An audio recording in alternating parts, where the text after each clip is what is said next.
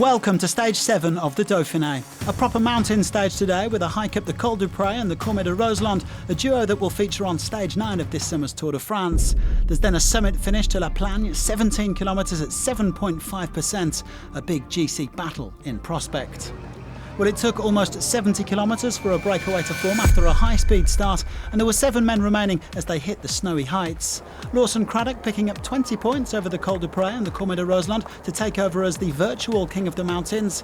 He was joined by his teammate Michael Valgren, the highest placed on GC at 2 minutes 31, as well as Trek Segafredo's Kenny Elissonde, Mikkel Bjerg from UAE Team Emirates, DSM's Martin Tusveld, Pierre Roland from B&B Hotels, and Marco Haller of Bahrain Victorious. The peloton keeping them within 3 minutes. Valgren and Haller soon opened up a small gap with some kamikaze descending, pulling around 20 seconds clear of their fellow escapees. The leaders were soon joined by Tusveld and Movistar's Jorge Arcas, who'd been part of the original breakaway, so 4 men now up front. Job done meanwhile for Craddock, who sat up and rolled back to the peloton after securing the polka dot jersey. French duo Roland and Elissonde briefly lost contact before the final climb, and it was at the foot of La Plagne that Valgren decided to go solo. Slowly but surely, the peloton began to reel the escapees back in. Movistar setting a punishing tempo on the front as a lot of riders began to struggle. The race leader, though, Alexey was holding on. Roland and Elissonde were the last men standing, but with 10k to go, the breakaway was over. Stage 6 winner Alejandro Valverde looking to set something up for Movistar, but when the Spaniard moved aside, it was Richie Porte who attacked for INEOS Grenadiers. The Australian followed by Enric Mas of Movistar, Jumbo-Visma's Sepp Kuss and Marc Padun of Bahrain Victorious. Padun, who was over 30 minutes down overall, kicking on in search of the stage win, with only Kuss able to follow his wheel.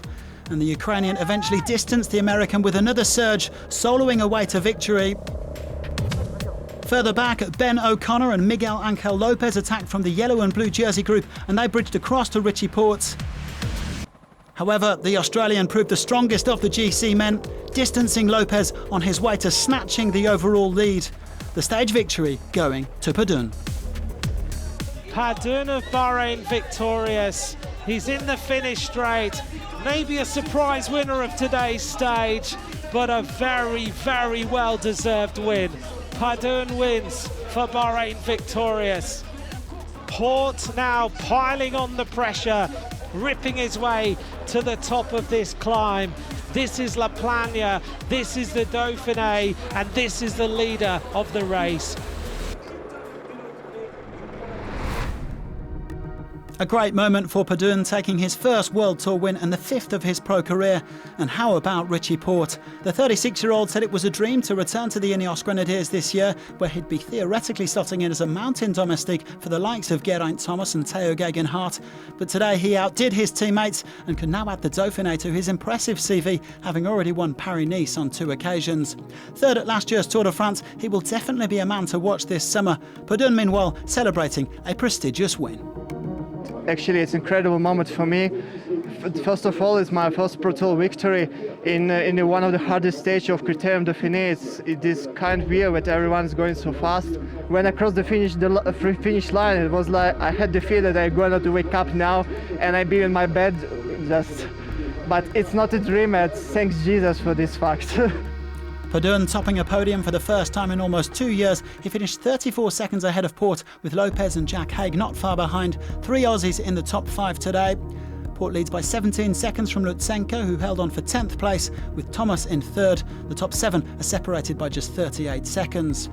Barring any accidents tomorrow, Sonny Colbrelli will win the points classification.